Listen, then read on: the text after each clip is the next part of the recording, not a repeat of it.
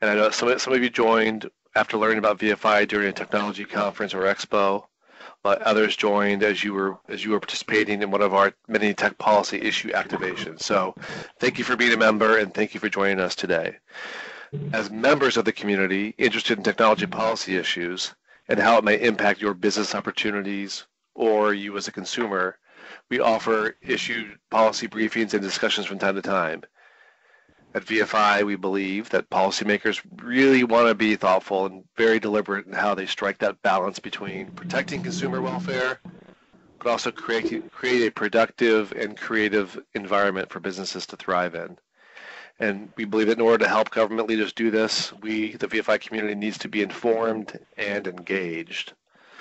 So given the elections last November and the fact that we're at the beginnings of a new Congress, and there's new legislatures all around the country, we thought it made sense to have a call now so we could share with you what Microsoft is thinking about when it comes to the tech policy environment.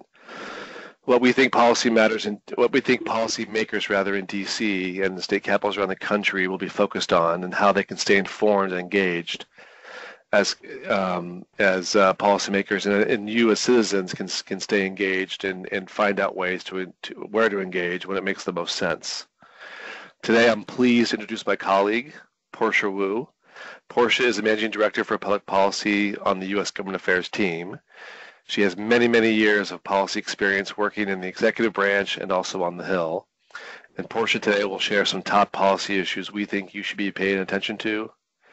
And the call will end with David Pryor sharing more about what you can do as a VFI member in the community. So we will allow for questions at the end, or if you're dialed into the call and can use the IM function, we can read your questions off the IM view. But if not, if you want to ask a question, I'll ask that you let Portia get through her presentation, and then we ask questions at the end. Is that okay with everybody? Yeah. Okay. With that, I'll turn over to you, Portia, and thank you very much.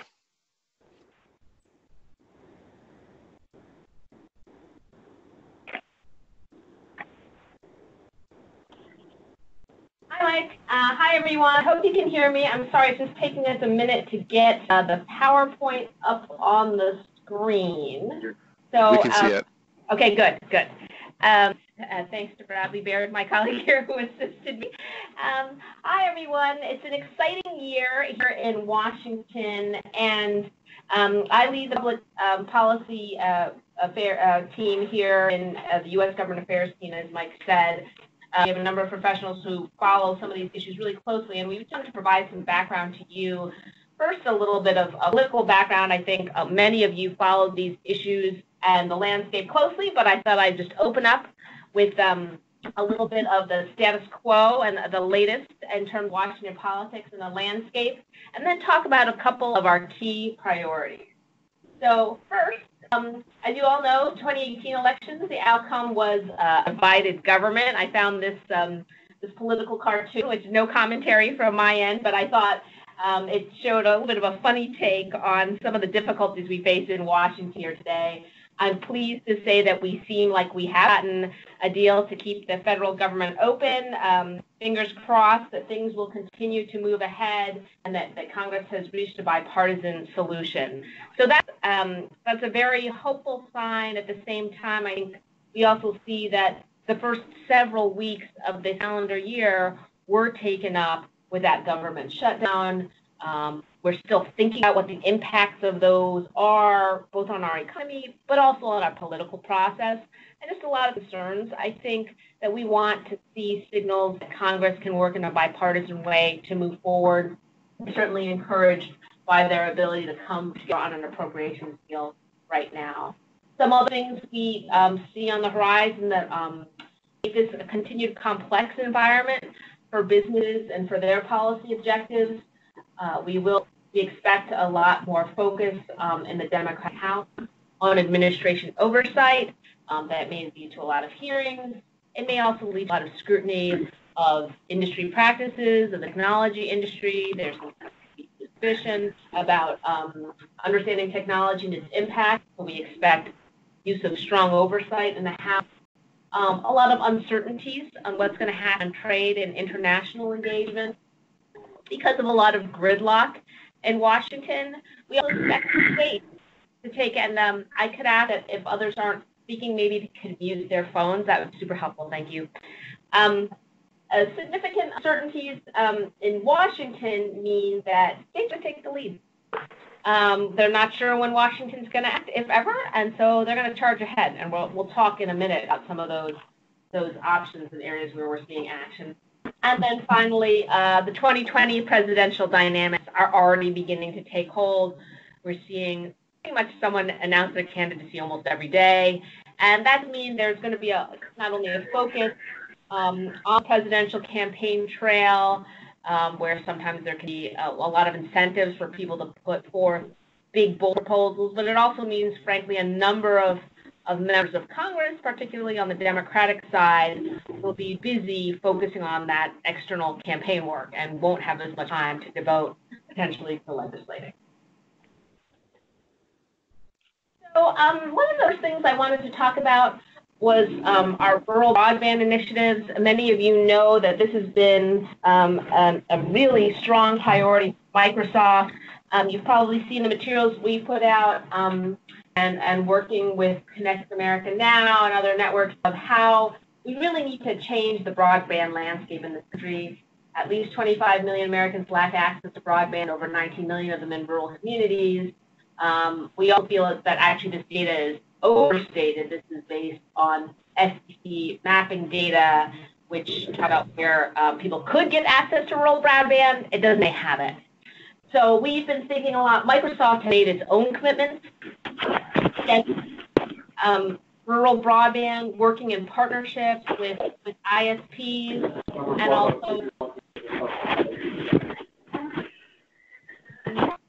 working with ISPs and also working with local communities and nonprofits who are really eager to see broadband extended to their communities and to businesses, schools, and other institutions in their areas.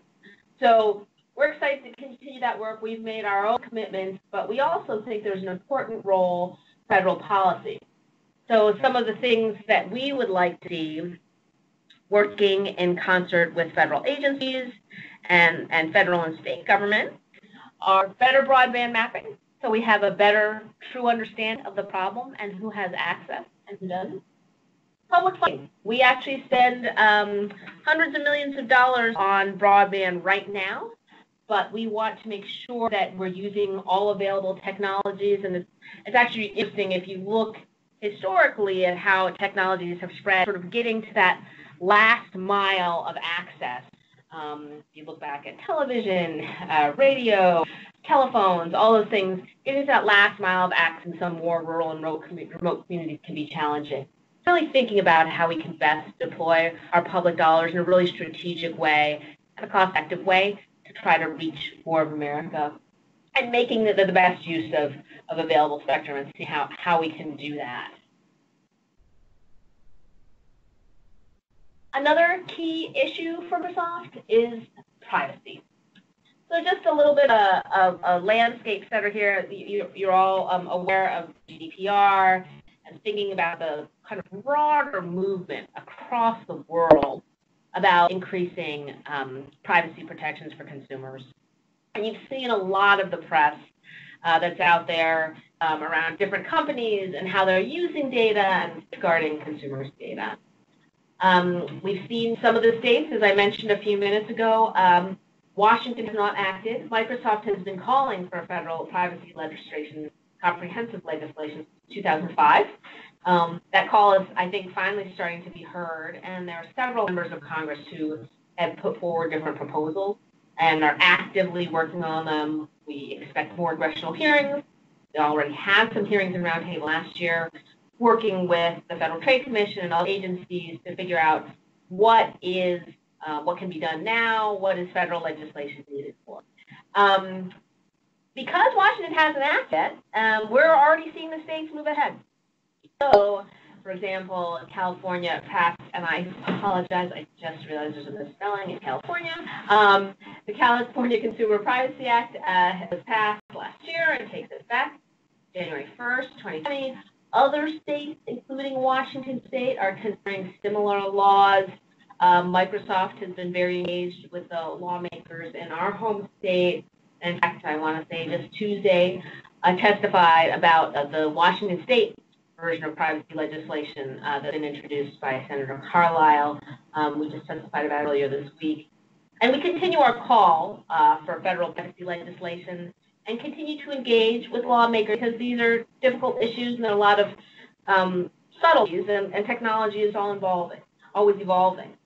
Some key principles that we've been focused on include consumer privacy rights, sort of what are the grounds for processing personal information, what techniques can be used, including de-identification to enhance people's privacy, and the responsibility that folks who hold this data have, and like thinking about the context of data use. So in December, Microsoft's President Brad Smith wrote a blog and did a speech here in Washington, D.C., talking about facial recognition. And I would say there's a strong overlap between facial recognition and privacy. Obviously, everyone's worried about how is my face being used. With some data I know I'm providing to a company or a service, I might have a moment where I'm asked for my consent and I'm told about what the use might be. With facial recognition, there can be other issues. There may be monitoring in public spaces. There may be cameras in different places, private or public, and people may not be aware that their facial image is being collected and what it's being used for. So in December, we put out some principles and talked about some of our concerns. We called for federal regulation in this area because I think while Microsoft and private companies certainly have an important role to play,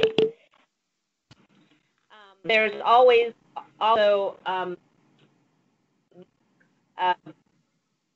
government rules. Portia, you're cutting out, Portia. It's kind of cutting away.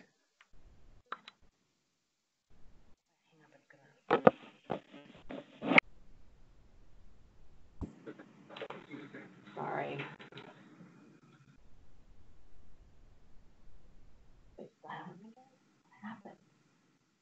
Can you hear me? No. We can hear you. Yeah, I can hear you. Can others hear? I'll tell you a second there about that. We can hear you. Great. So where was I? So addressing bias and discrimination, and some of you may have seen there was a little bit of high-profile test last year when an outside organization. Berating people, but it worked. An outside organization, their own testing of some facial recognition offerings, and mistakenly identified a number of lawmakers, members of Congress, many of them racial minorities, along with some criminal shots. So, like there was a lot of misidentification of individuals. There have been reports about how some of the existing products may not have as high an accuracy rating with respect to women or racial minorities, certain other groups. So really thinking about bias and discrimination, providing transparency so we can really understand, everyone can understand how some of this information works, these products work, how the algorithms, what impacts they're having and how they really function, which could involve third-party testing and comparisons. Of course, I think we understand facial recognition, like many forms of artificial intelligence technology, how it's applied. We really have to see that there's a full human review, right? That these functions can provide information for us, but when important decisions are made, things that may impact our health or our safety or our finances, these decisions really have to be overseen by people who are making judgments and avoiding concerns about unlawful discrimination. As I mentioned a minute ago, this dovetails very much with privacy. They want to know what's going on. They want to have notice. If judgments are being made about them based on images that are being captured, and clarifying what does it mean to give consent to something like this. And finally, protecting democratic freedoms and human rights. I think we all acknowledge that technology is global. And these tools can be developed here in the United States or elsewhere. They can be deployed all over the world. They may be used in countries where the government's purpose in being able to have facial recognition software is to monitor individuals in a democratic demonstration and capture their images and use that information to follow them and to act against them. So we just need to understand and be sure that democratic freedoms and human rights are preserved in how this technology is deployed. So Microsoft, these are very similar. This is how we're thinking about these principles as a company. We definitely are calling for federal legislation, but we're not waiting until that happens. We're developing our own internal principles and thinking about how do we develop and market and deploy our own technology along the same lines. Finally, I just wanted to highlight just a lot of other issues that are swirling around this year in Congress and that we may see at the federal or state level. Certainly, intermediary liability, content moderation, that's really the issue of platforms and who's responsible for the content that goes up on a platform. What happens if that is there's a site that's unlawfully trying to sell drugs in the opioid family? What about online gun sales that may not be lawful? What about other kinds of content that may be false? There's a lot of difficult questions here, and we expect to hear from Congress on this, certainly expect some oversight in hearings.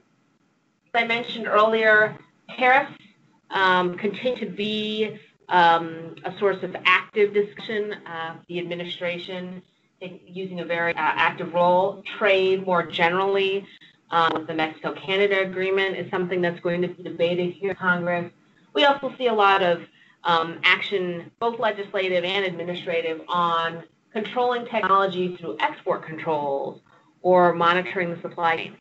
So things that can have a very direct impact on the technology world and on suppliers. So that's something we want to continue to monitor and keep an eye on. Cybersecurity concerns, of course, I think generally speaking, people are worried about this and understanding the increasing sophistication of cybersecurity attacks that can be out there in the world, and how we make sure we safeguard not only private customers, but our federal government and also our democratic processes as we head into an election season. Thinking about anti-competition and consumer protection as tech becomes larger and more powerful, there definitely are some who have fears about what that power can mean. I think we expect to see, especially with a bunch of people running for president, maybe some ideas about how that power should be limited or constrained. And then, as I mentioned, sort of diversity issues, I think this goes to impacts of technology. Facial recognition is an excellent example, but also technology It's jobs. Eva, dropping off soon. And I think that understanding how does technology provide opportunity, or how is it limiting opportunity right now? And I think that from a Microsoft perspective, one of the reasons we are so glad to invest in our TV white space rural broadband initiatives is we understand that we have a responsibility, we all have one, to try to expand the scope and reach of that opportunity to more communities, to more individuals. So I think that is going to continue to be a question. I would also put with that workforce and skills. How are we preparing the workforce of the future for new jobs, maybe artificial intelligence enabled jobs? How can we make people have the digital skills they need to succeed and thrive in the economy? Immigration continues to be a hot issue, and sort of find a way to insert the positive impacts of immigration, the multiplier effects that, for example, many high-skilled immigrants can have to help grow and create jobs here in the United States. That's an ongoing challenge. There are a lot of cross currents going on, as you're all seeing in the news right now. And then gaming and digital addiction is something we're seeing play out probably more at the state level. But just a lot of questions about what impact is the use of some of this technology having, and how can we make sure that we continue to provide a positive message about that, explain how things like parental controls exist in our technology, other tools to help people manage and use their technology in the smartest and best way. So with that, I will pause and open it up to questions.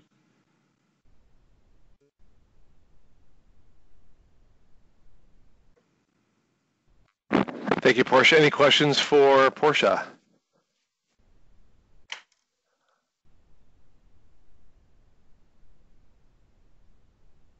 I see one question. What's the prognosis on TV white spaces? Let me do that to answer. I think I know what you're asking, which is, so we... Do you want me to hop on that? But if you go ahead, and I can talk about that. I mean, from a federal legislation perspective, we're hoping to give more instruction direction on funding. There are a lot of other priorities, as you can see, in federal funding that are sort of taking people's attention away right this moment. But maybe, Mike, do you want to jump in? Sure. I think that there are the prospects across the board are really three buckets that we're concerned about and we're working with partners on. The first is trying to get rules changes at the FCC to enable investment by ISPs and hardware manufacturers in the space. And the issue there is how can vacant TV white space channels be used, and things like antenna height and power within those channels. Those are all regulated by the FCC, and so there are ongoing discussions at the FCC about changes. We're hopeful, and the changes will occur over a period of time. So it's not like one rule has to be changed, but a number of rules that need to be changed. So we're meeting with the stakeholders on this issue. We've reached a lot of consensus on some of the key sticking points. We're hopeful that in the next few weeks or maybe short months, we'll see some of the first kind of waves of changes come out of the FCC, but nothing is done until it's done, and we continue to engage. And the issue there is really, if you create some regulatory certainty in this space, we know from talking to some of the ISPs who serve rural communities today, and some of the hardware manufacturers that make some of the antennas and the radios that will broadcast these signals, that they need to have the rules changed to ensure a market, so they can invest and create products that will, drive the market, drive costs down, and drive innovation up, and be able to proceed. So that's the first bucket. The second bucket is all the federal dollars that Portia talked about. There's a whole lot of dollars that go in to support, for example, old legacy copper line bell companies, or what were called bell companies back in the day in rural communities. There are billions that go to lay fiber in duplicate in certain areas. There's all kinds of inefficiencies in the system. We want to try to make sure some of those dollars are available for some of these ISP projects. So if you're CenturyLink and you're trying to hook up a community that doesn't currently have any kind of broadband coverage in rural Nevada, and you're going to serve 300 customers, that you have a way to apply for federal dollars that's meant to close the broadband gap. But right now it's being calibrated and targeted toward either more expensive solutions like fiber, which is not ever going to happen, but if you're CenturyLink, or is going into duplicate areas. And those are probably the two big areas that we're working on. And the third, I guess I should say, is this idea about broadband mapping. If you talk to anybody who is paying attention to this issue, they will acknowledge that the maps that are used by the FCC are woefully inaccurate. They undercount the number of people who have or don't have access to broadband services. And that's because in the survey data that they use, the survey question says that the ISPs put out, that the ISPs that actually provide any kind of coverage, they'll say, can you provide broadband coverage, or do you provide broadband coverage? So if there's a town that's a medium-sized town, and there are 500 homes that live outside the town borders, and one of those homes actually is in an area that actually is covered by this ISP, they will reply, yes, I can provide, or I do provide services to this census block, when in reality the other 499 homes have no service. So if you talk to any politician, they'll tell you these maps are inaccurate. And if you talk to the providers, they'll tell you that they don't know where to invest because the maps are inaccurate. So one of our pushes is to make sure that the mapping data collection is updated and more accurate, so proper investments can be made. So those are the three areas.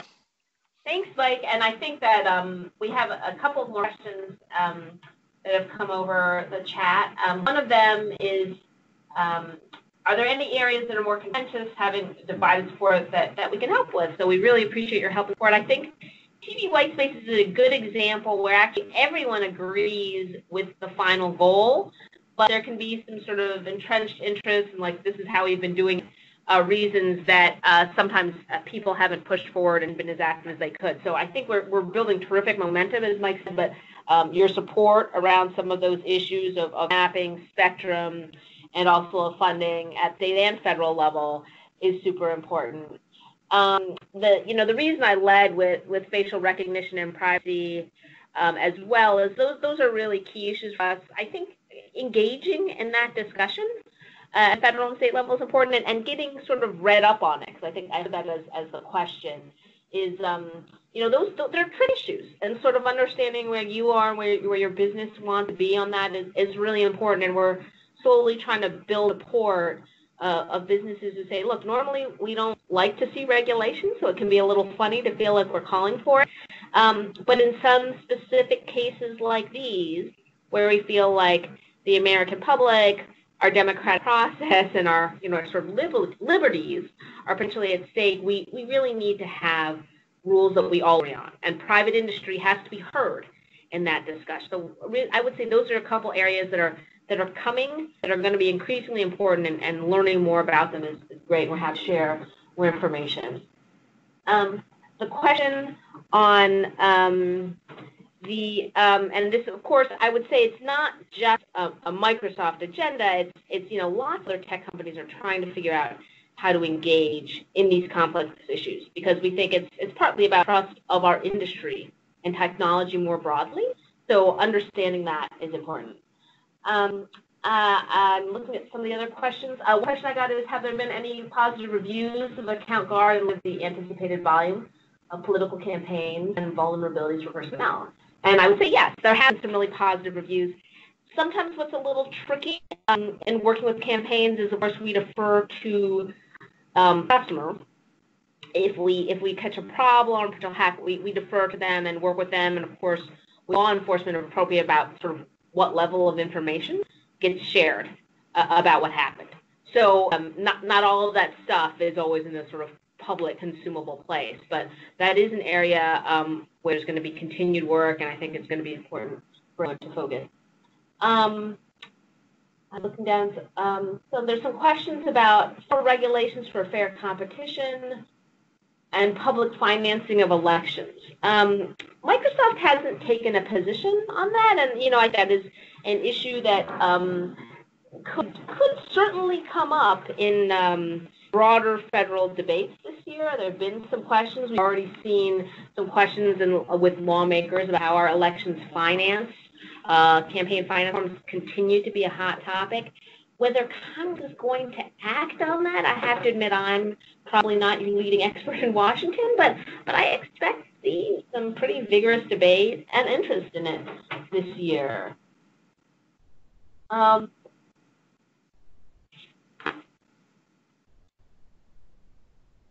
See if there are any others that I can put on federal public policy.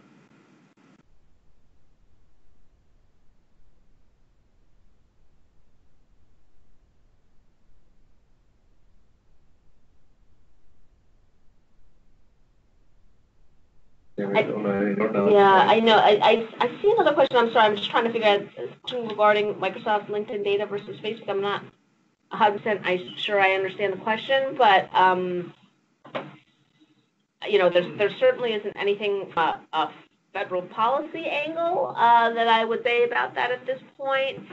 I would just say generally across tech companies, we expect a lot more inquiry and interest into how is data being used, what are appropriate privacy protections, how can we make sure there's consent and notice, and people really understand how customers' data, and that goes from individuals to enterprise customers, up and down the line to government. Like how are we understanding the different data flows and use?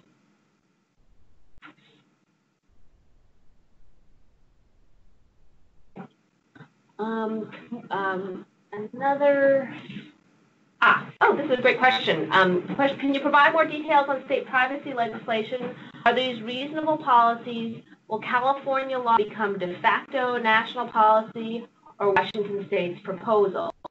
I think that in terms of California, that is one thing we have wanted to say. It would really make sense to have a federal privacy framework because it's really challenging if different states start to act, and especially if all the states start setting different bars all over the place. There is some sense, I think, where companies though GDPR is already driving a lot of corporate practices, and so that is certainly already setting a framework. We do think there are some really good things in some of the bills that have been proposed. Certainly in terms of Washington State, we have been in touch with the legislators who have introduced that legislation. And as I said, we we testified in support of this legislation in the Washington State legislature earlier this week. I think the Washington State is a good example of maybe building off some of the best aspects of GDPR or California's privacy law. It would place affirmative obligations on companies to act as responsible stewards of personal data. They'd have to do risk assessments, kind of weighing what the benefits and the privacy risks are. It pairs, consumer rights with some control. And also we think it would be good for business because it would make our efforts to comply with privacy requirements a little less complex and less costly. But you're absolutely right. California is leading the way, and so we need to figure out across the United States how we take this on and really find a balanced approach. Another question: where do you expect policy debates to go, and how can we best know more to stay engaged? Well, first of all, as part of VFI, we want to continue to provide information. Mike, I don't know if you want to. David's going to wrap that up with that question. David will address that question at the end when he wraps it up.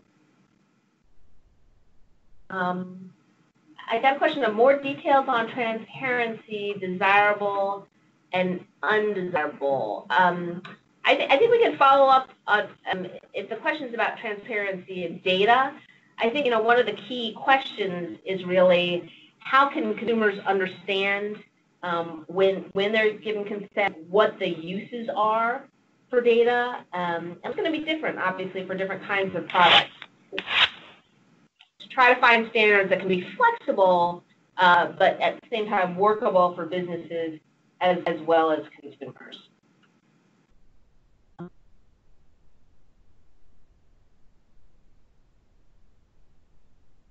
Laura, the call is being recorded.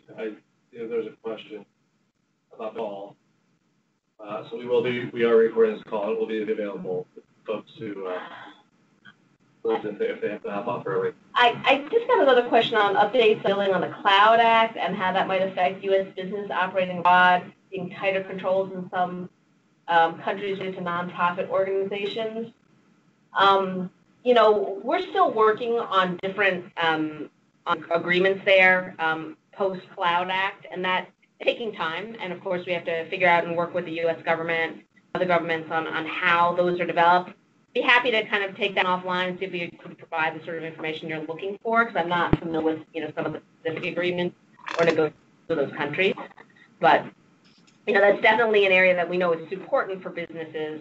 But there's a lot of sort of legal and bilateral work that needs to go into developing those agreements. Thank you, Portia. That was not a softball question. I'm sorry. You're like, wow, he's a real expert. No, well, this is what we do. So it's very important to us. So I'm happy to take it off. This is Brian Risley real quickly. And thank you for being here. Appreciate it. Sure, absolutely. Any other questions? I just want to, hopefully you can hear me okay off my phone and Portia's office now, but I just want to thank Portia for joining us for this call. It was very illuminating. Thankfully, Portia's just a couple of doors down from me, so we can do this again in next quarter or sooner if there's a big change in an event and folks want some more information on something. But as you all know, VFI is a resource for you on all these issues. These are issues that we are focused on, and they impact a lot of partners, but they also impact a lot of our competitors and frenemies and others in the tech industry. They're all listening to these same issues, and we work with a lot of them hand in hand in our meetings with the Hill on a lot of these issues. So it's great that you're staying informed, and we will continue to keep you informed. I want to hit the pause button and turn on David and see if David has anything else that he wants to add. Yes, thanks, Mike. And I wanted to thank everyone that has joined this call today. This is a fascinating experience for me. I'm new to the Voices for Innovation team, and I've been at Microsoft for the last 10 years doing all types of issues on Capitol Hill. But just to summarize Portia's top-line issues, right now on Capitol Hill in Washington, D.C., we are focused on privacy, facial recognition, and TV white spaces, or what we call Project Airband. And one person had a great question about how to get more involved, more engaged, and what you can do. And I know many of you have done this, and that's why you're on this call. You've gotten engaged before. But if you go to the website, at the very top of the Voices for Innovation website, you will see a farmer standing in a field with a tablet in his hand, and he is looking at his crops. But this is an action link where you can literally, on the topic of TV white spaces, you can write a letter to Congress. Many of you already have. You can tweet, or you can learn more about this specific issue. And we will dive deeper into privacy, facial recognition, because those are very, very topical issues. But today, if you would take 1 extra minute of your time, click on that link and send a letter to Congress urging the FCC to act on regulatory clarity. We have to clarify these rules. We have to get these proceedings done. The pace at the FCC, it's like molasses. And the more they hear from the House members and the senators that action needs to be taken to just get these rules clarified and done and get these proceedings underway, the more it helps Microsoft connect folks and use these TV white spaces in very innovative ways. But I encourage you to take that action. Once again, I wanted to thank you for joining, and I will turn it back to Mike if you're still on to close it out, or to Portia. I wanted to thank Portia and everyone on the call. Thank you very much. Thank you, Dan. I'm here for 1 more minute. Someone I can see on Portia's computer, someone requested a link to the VFI site. Hey, Doug, would you mind doing that? Just in the chat section of the call, just go ahead and put a link into the VFI site. And the website is, you all probably know it, but I'll go ahead and say it, is voicesforinnovation.org is the way you can go to the website. As David said, lots of content, and you can click on and find out who your member of Congress is, and write on any issue you want. Today we want you to write about, we'd like to ask you to write about TV white spaces, but always that tool is available for you to write on any issue you want, because we believe that as people who are interested in technology policy issues and as tech entrepreneurs, that your voice matters on a variety of issues, and not just the ones that we're teed up for you, but other ones that you care about, and that's what we use for any of those issues. So keep that in mind moving forward as well. So with that, I would just say thank you, everyone, for your time. I really appreciate the opportunity to get together and to have these discussions. We'll do more. And if you have any questions, you can reach out to me, MikeMCM@Microsoft.com, or David Pryor. David, what's your alias? It's D Pryor, Pryor, at Microsoft.com. All right, with that, I will let everyone go. Thank you very much. Thanks, Have a good day.